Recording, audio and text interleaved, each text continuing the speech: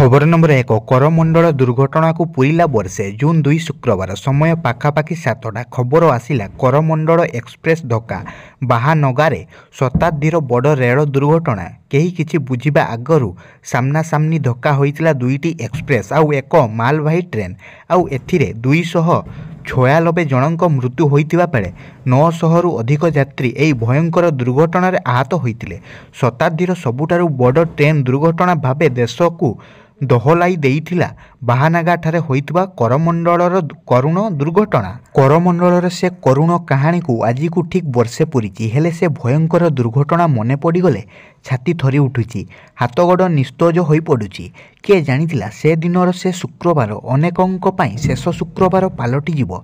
बालेश्वर बाहानगा ठारे घटिला शताब्दीर सबुठु बड़ train tragedy. किए ट्रेन चकतले रहीगला, किए बगीरे चापी हो जाइतिला तो आउ किए विद्युत संपर्श रे आसी बगी भितर ही सब पालटी गला।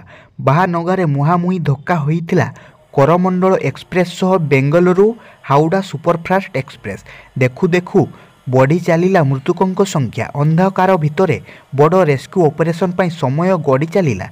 किए जीवन पाई विकल हो जाउथाय तो किए परिवार पाई नेहरू होउथिला। खबर नंबर 2 राज्य में शेष पर्यायर 70.67% मतदान मयूरभंज में सर्वाधिक भोटिंग। राज्य में सरीची शेष पर्याय भोटिंग तेबे शेष पर्यायर राज्य में भल प्रतिशत मतदान होइतिबा सीईओ पक्षरु कुहाଯାଇଛି। सूचना अनुसार राज्य में शेष पर्यायर 70.67% मतदान होइछि। मयूरभंज में सर्वाधिक 73.81% मतदान होइछि। सेहीपरि जाजपुर में 67.91 शतकड़ा, केन्द्रापड़ा 68.64%, जगतसिंहपुर में 73.06 शतकड़ा, बालेश्वर में 70.41 शतकड़ा, भद्रक में 70.34 शतकड़ा मतदान होइछि। खबर नंबर 3 आज पुणी जेल फेरिबे केजरीवाल। जून 5 रे हेबो जामिन आवेदनर परवर्ती शुणाणी। आम आदमी पार्टी मुख्य तथा दिल्ली मुख्यमंत्री अरविंद केजरीवाल आज तिहार जेल को फेरिबे। लोकसभा निर्वाचन पर मतदान सरिबा परे शनिवार शेष होइतिबा प्रचार पर सुप्रीमकोर्ट तांकु 3 सप्ताह पर अंतरीण जामिन प्रदान करथिले। किछि गुरुतर अस्वस्थता कारण दर्शाई केजरीवाल अंतरीण जामिन को बढ़ाइबा को अदालत को अपील करथिले, किंतु ईडीर विरोध पर कोर्ट तांको आवेदन को ऊपर शुणाणी करने को मना कर देइथिले।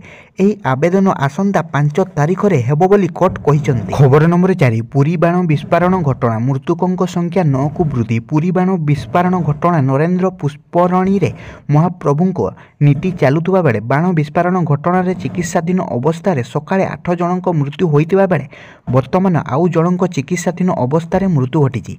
एने स्वतंत्र रिलीफ कमिशनर सूचना देइछंती। वर्तमान मृत्यु संख्या 9 को वृद्धि पाइछि।